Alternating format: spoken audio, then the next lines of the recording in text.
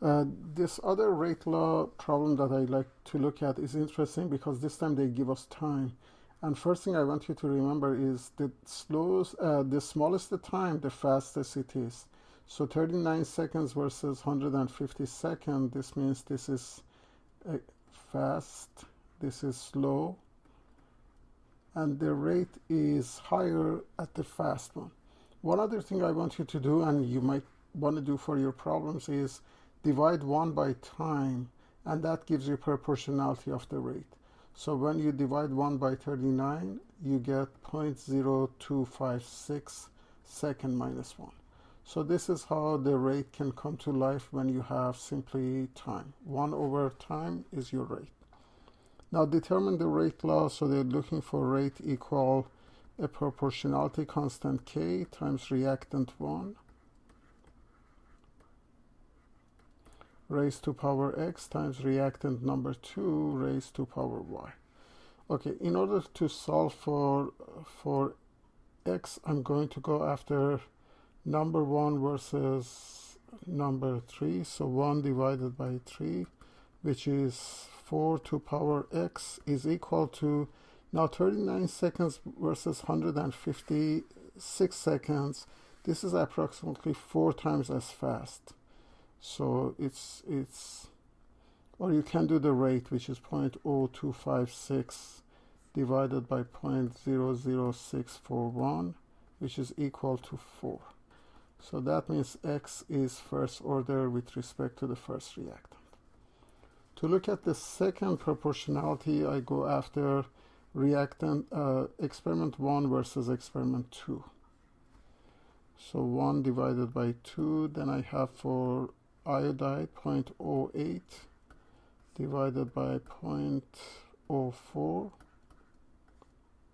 raised to power y is equal to 39 seconds, which is twice as fast as 78 seconds. If not, just go after its rate.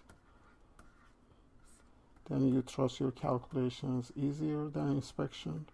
So 0.08 divided by this is 2 raised to power 1 is equal to 2. So it's also first order with respect to iodide. So this will say it's K times thiosulfate raised to power 1 times iodide raised to power 1.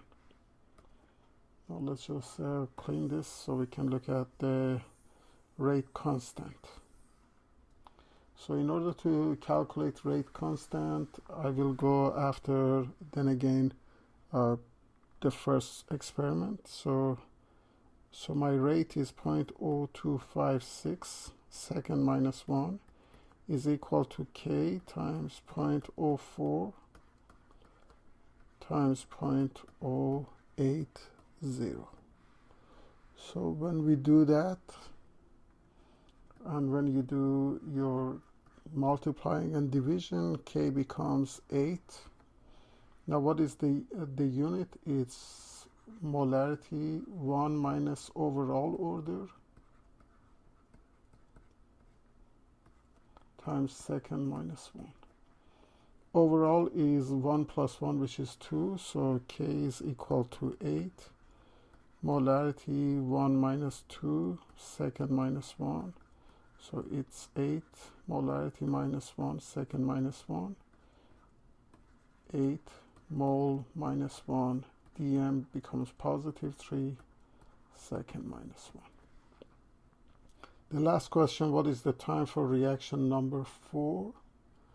So for that, we are going to just simply plug in. And I'm going to compare two reactions. Let's do 1 divided by 4 in order to bring 4 to life. So 1 divided by 4 is 0.4 divided by 0.04 divided by 0.02 is 2. Let me also put my K one more time. Let's just do it one more time. So experiment 1 divided by experiment 4. So we have K is constant, it goes away, 0.04 divided by 0.02 raised to power 1 multiplied by 0.08 divided by 0.02 raised to power 1 is equal to 0.0256 second minus 1 raised to power a rate that we don't know. So let's just simplify it. This becomes a 2. This also becomes a 4. 2 times 4 is equal to 0.0256 second minus 1 raised to divided by x. So when we do that, x becomes 0.0032 second minus 1. Now if we like to put it in terms of time, remember time is 1 over x because of the unit.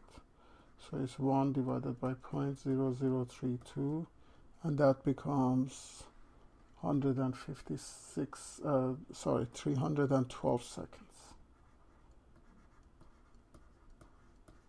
So this is 312.